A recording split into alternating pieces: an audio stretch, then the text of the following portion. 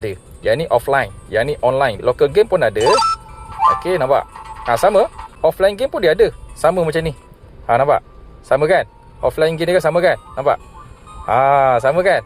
Tapi yang ni kalau kita back, interface dia ada yang ini, ada boleh play music, ada boleh play video dan ada online game. Connect dengan wifi. Yang ni tak ada. Yang ni dia macam gini je lah, offline sahaja.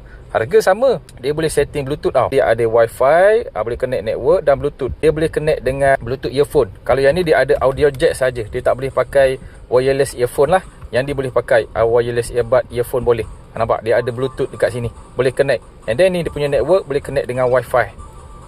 Nampak? Dia boleh connect wifi. Nampak tu? Saya dah connect. Yang ni tak ada YT. Yang ni ada YT. Nampak? Sekejap kita play YT satu. Nampak? Terus keluar dekat YT. Okey, kita play satu lah.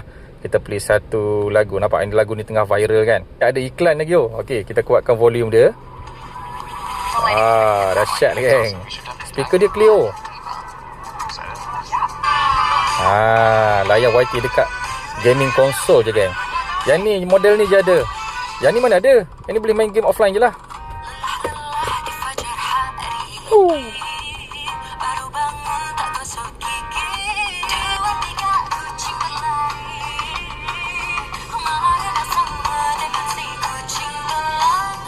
Memang padu guys. Okey. Nampak? Smooth. Memang smooth. Dia punya chip padu.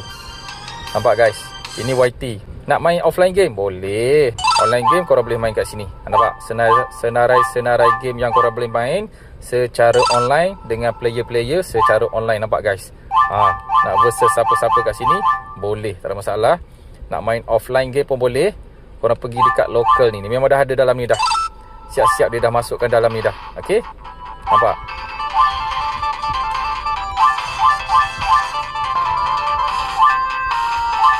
Okay, kita main satu game lah. Kita ambil PS1. Nampak? Okay, ni contoh kita main game yang offline tu, yang biasa ada dekat sini kan. Dekat sini pun ada. Nampak? Padu guys. Shock guys. Dan yang best kan, kita tengok dia kat sini, yang R36S ni dia flat dekat belakang ni. Yang ni bila korang grip kan, dia ada ergonomic design. So korang